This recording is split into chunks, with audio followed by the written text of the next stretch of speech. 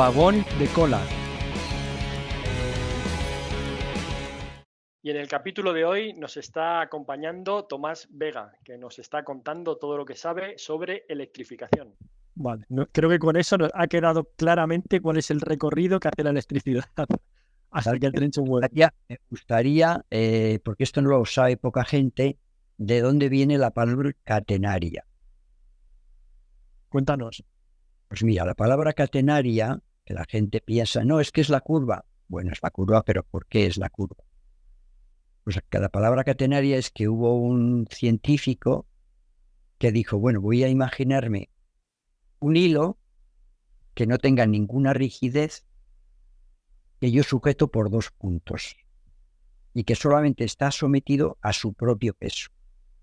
No hay más elementos que le afecten, su propio peso. Entonces, desarrolló la ecuación y esa es la ecuación de una curva. Y luego dijo, ¿y qué nombre le pongo? ¿Y qué nombre? ¿Qué elemento hay en la naturaleza que reúna esas condiciones? Que solamente tenga su peso. Porque cualquier hilo que tú tienes tiene su rigidez. Pero este no, este desarrolló la fórmula determinando que solamente era el peso por unidad de longitud. Entonces dijo, pues mira, considero que es una cadena que tiene millones y millones y millones de eslabones. Entonces una cadena, imaginaos una cadena con muchos eslabones, la rigidez prácticamente es cero. Entonces, cadena del griego, catena, catenar. De ahí vino. Oye, Tomás, y durante todo el proceso de diseño del sistema de energía en un proyecto ferroviario, ¿cuáles son las principales dificultades que pueden existir? Bueno, eso es muy importante, pero antes vamos a hablar de qué parámetros influyen en el diseño, porque es sumamente importante para tener. Cuando se diseña una línea de cualquiera, de alta velocidad o cualquier línea, ¿qué tienes que tener en cuenta? ¿Qué trenes van a circular? ¿A qué velocidad van a ir? ¿Cuánto consumen los trenes? ¿Número de trenes que van a circular? ¿Condiciones atmosféricas que va a haber en ese momento, que se tienen en cuenta, como velocidad del viento? Y en función de eso, tú sacas la potencia que van a demandar los trenes. Y en función de esa potencia que van a demandar los trenes, tú determinas dónde tiene que ir ubicadas las subestaciones. Luego, tienes que tener en cuenta cuál es la mínima tensión que le va a llegar el tren. Entonces, el condicionante es que no le pueden llegar menos de 19 kilovoltios. Si le llegan menos, las subestaciones tienes que acercarlas. Y de esa forma se diseña, en cuanto al tema de energía, se diseña una línea electrificada, teniendo en cuenta esos parámetros. Por ejemplo, en un Madrid-Barcelona, ¿cada cuánto están las subestaciones eléctricas? Pues en principio, en Madrid-Barcelona, la distancia que hay entre subestaciones es que, bueno, no hemos hablado de que hay dos tipos de subestaciones, que ambas cumplen el tema de interoperabilidad. Están las que funcionan 1 por 25 kilovoltios, son las del Madrid-Sevilla, que son las primeras que nacieron en el año 92, que ahí el transformador de la subestación solamente tiene dos salidas. Una va a la catenaria y otra va al carril. Y luego está, cuando se hizo la línea Madrid-Barcelona, ya se había desarrollado y estaba más experimentado el sistema 2x25. No sé si habéis oído hablar del sistema 2x25. Ahí el transformador de la subestación, en vez de tener dos salidas, dos fases, tiene tres. Una se conecta a la catenaria, la otra se conecta a un cable que va por los postes, que lo habréis visto, que es el feeder de menos 25 que se llama, y el punto medio de ese transformador va al carril. ¿Qué es lo que hace eso? Pues hace que tú puedas separar más las subestaciones, de forma tal que en Madrid y Sevilla están separadas cada 40 kilómetros una subestación de otra, porque es sistema 1x25, y en el tema del Madrid-Barcelona podían haber llegado a 80 kilómetros de separación. Pero bueno, al principio no se quiere arriesgar mucho y entonces están entre 60 y 70 kilómetros de separación una de otra. porque todas son del sistema 2x20. Vale, y nos habíamos quedado entonces, ¿cuáles son las dificultades que se encuentran cuando se diseña un sistema de energía? Bueno, hoy en día está muy estandarizado. Hay muchos programas informáticos que tú metes el tipo de tren, la frecuencia, la potencia demandada, metes las limitaciones que tiene que haber en cuanto a la tensión máxima y mínima que pueden dar las subestaciones, metes cuál va a ser la velocidad del viento máxima en esa zona, que es muy importante, porque el tema de la catenaria, como bien sabéis, cuando sopla el viento se desplaza. Entonces, si la fuerza del viento es muy grande, puede hacer que el hilo de contacto se salga de la mesilla del pantógrafo. Y en ese momento, lo que en el argot ferroviario se llama un enganchón de catenaria. La catenaria y el pantógrafo se enganchan uno en otro y se rompe. ¿Por qué? Porque si ha salido, imaginaos el hilo, si ha salido y el pantógrafo, que está sometido a una presión vertical, se pone por encima del hilo de contacto. Y al ponerse por encima del contacto, arranca el hilo de contacto. Entonces, bueno, pues hoy en día ya está estandarizado el tema del diseño de una línea electrificada y los únicos parámetros difíciles de evaluar pues son el tema del tipo de terreno que te vas a encontrar donde vayas a ubicar los postes de catenaria. Cimentaciones, no es lo mismo diseñar una cimentación para un terreno de roca que diseñar una cimentación para un terreno blando, para una arcilla. Entonces, bueno, pues eso implica que tienes que hacer una especie de sondeos a lo largo de la línea para ver qué tipo de terreno tienes y en función de eso calcular las cimentaciones. El resto ya está estandarizado. O sea, no hay que diseñar nada nuevo, porque todo está estandarizado. El que diseña el túnel lo ha diseñado con unas dimensiones para que la catenaria interoperable pueda instalarse, con lo cual no hay ninguna restricción. Ya te digo que lo único que veo yo que dificulta, que es desconocido, el único parámetro que es desconocido es saber qué tipo de terreno me voy a encontrar para cimentar los postes. ¿Y con qué peligros nos encontramos? O sea, ¿cómo es de peligroso trabajar con una catenaria? Bueno, hay dos peligros, el peligro cuando se construye y el peligro cuando se mantiene. El peligro cuando se construye pues puede ser que tú tenses mucho el hilo, se rompa. Ya sabéis lo que pasa cuando tú estiras un hilo y se rompe, que en ese momento la reacción del hilo te puede golpearte, ¿no? Otro peligro que hay, se utiliza siempre un vehículo ferroviario que se llama vehículo de mantenimiento de catenaria, que lleva un castillete arriba y va la gente subida a ese castillete, peligro que te puedas caer. Peligro que si ya has empezado a alimentar tramos de catenaria, te metas en una zona que existe tensión y es el peligro de electrocución. Peligro en el lado del ferrocarril que haya arrollamientos. O sea, esos son los peligros típicos que cuando se hacen los análisis de riesgos tienes que tener en cuenta para que todo el personal vaya bien equipado. Y has hablado antes también del mantenimiento de la catenaria. ¿En qué consiste ese mantenimiento? Bueno, pues el mantenimiento, en concreto la catenaria, la principal actividad es la inspección visual. La gente todas las noches, cada 150 kilómetros hay una base de mantenimiento en alta velocidad, 150, 160 kilómetros hay una base de mantenimiento. En esa base de mantenimiento está tanto el personal que mantiene la vía como el personal que mantiene la catenaria y las subestaciones. Entonces, todas las noches, en vehículos ferroviarios equipados con castillete, son vehículos de mantenimiento de catenaria, van 6 personas, incluido el conductor.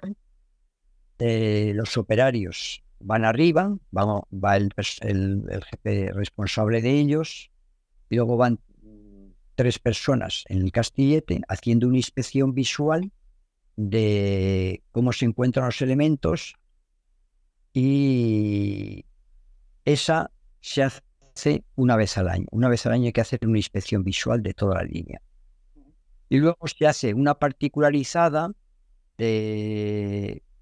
una vez planificada, en función de la cantidad de elementos que tienes que visitar, y hablo ahora ya de las ménsulas, los postes de catenaria, el hilo de contacto, los seccionadores. Son revisiones particulares, o sea, se hace una general, que es inspección visual, y luego se hacen las particulares para cada uno de los elementos que componen la catenaria. Por ejemplo, a los postes de catenarias, pues que se mira que no cojan óxido. Si falta pintura, pues tratarla para evitar que el óxido avance. Donde tenemos la compensación automática, ver que trabaja bien la compensación automática. En las ménsulas, ver que están apretados perfectamente todos los elementos que componen la ménsula. O tenéis el punto fijo, ver que trabaja bien el punto fijo. Los aisladores de sección, ver que están completamente equilibrados. O sea, cada elemento de la catenaria tiene una periodicidad para su mantenimiento y un desglose de qué actividades le aplica a ese elemento. ¿Y cuál es la causa fundamental de que se degrade una catenaria o incluso que se rompa? ¿Suelen ser enganchones o hay otras degradaciones? Bueno, la única degradación que debería tener una catenaria es el desgaste. El desgaste por el rozamiento que hace el pantógrafo en el hilo de contacto. Eso hoy en día se ha disminuido mucho, porque los pantógrafos, que antiguamente la pletina de contacto era de cobre, hoy en día, para el tema de alta velocidad, se ha sustituido esa pletina del pantógrafo de cobre por carbón, y el rozamiento del carbón con el hilo de contacto prácticamente no le disminuye su sección. Entonces, hoy podemos ver que la catenaria Madrid-Sevilla, con los años que lleva desde el año 92, pues prácticamente en cuanto a la sección del hilo de contacto, pues se encuentra entre el 95 y el 98%. El máximo desgaste que se permite al hilo de contacto es el 20%. ¿Por qué? Porque cuando se calcula el esfuerzo máximo que puede, el tense máximo que se le puede aplicar a un hilo de contacto, se le considera que puede estar desgastado un 20%. Si está más desgastado del 20%, lo tensas y lo rompes. Entonces el máximo desgaste es el 20% de su sección, lo máximo que se puede desgastar. Es el único elemento. Luego, ¿qué ocurre? Pues bueno, pues el cobre no se deteriora, es un elemento que no se deteriora ni por la lluvia, ni no se oxida. O sea, todos los elementos que componen los postes de catenaria son de aluminio, tampoco se oxidan. O sea que hoy en día todo se diseña para que las condiciones medioambientales no le perturben, y de esa forma el único elemento que sufre deterioro es desgaste por el rozamiento con el pantógrafo. Pero pasan muchos años antes de que tengas que cambiar ese hilo de contacto. Muy bien, pues volviendo a la alimentación pura y dura, además de la alimentación por catenaria, existe el uso del tercer carril. ¿Nos podrías contar algo más sobre esta tecnología? El tercer carril es un sistema muy seguro, porque hay a ver quién el hilo de contacto lo puede romper el pantógrafo, pero un carril, pues no hay quien lo rompa, ¿no? Entonces tiene la ventaja de que es muy robusto.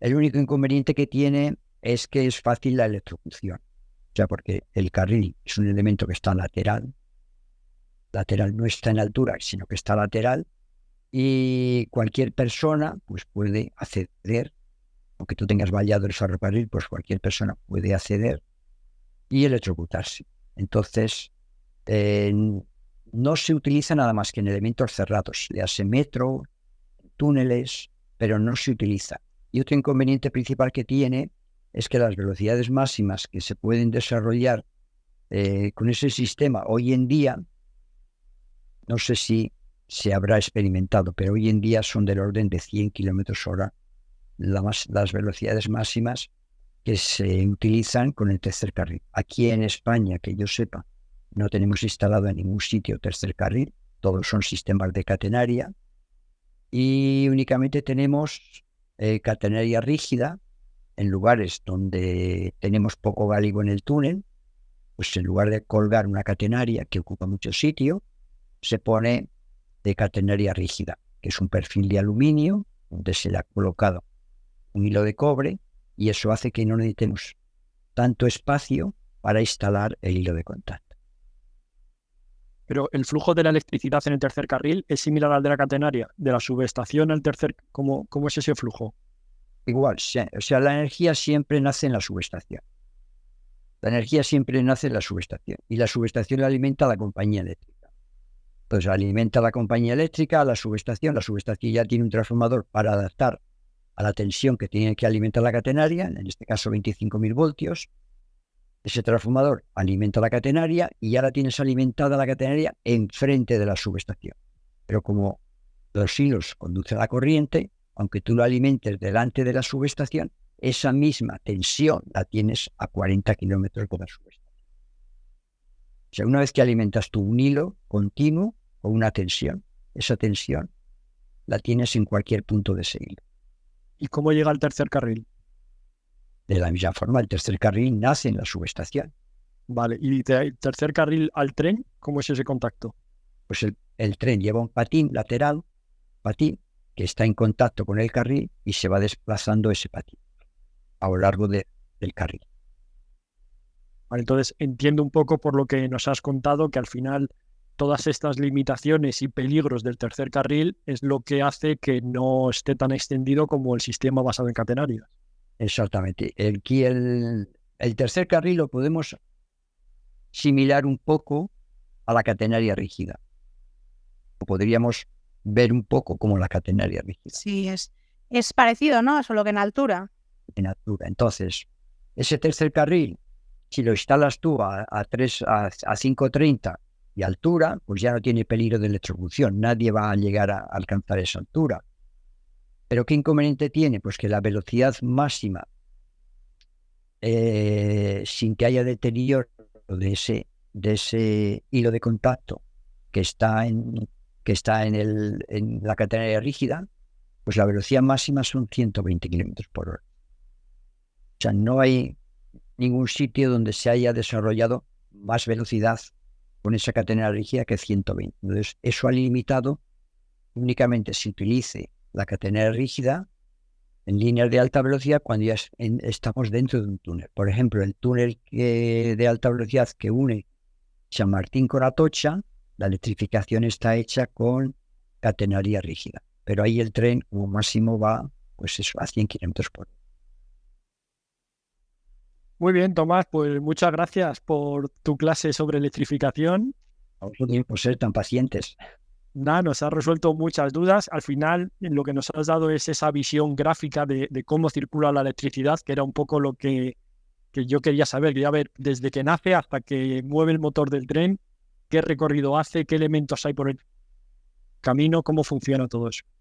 Muy bien, pues espero que os haya llegado la información y si queréis preguntar cualquier cosa, sin ningún problema. Por supuesto, Muchísimas gracias. Cualquier cosa o pregunta ya sabemos dónde encontrarte. Muchas gracias, Tomás. A vosotros.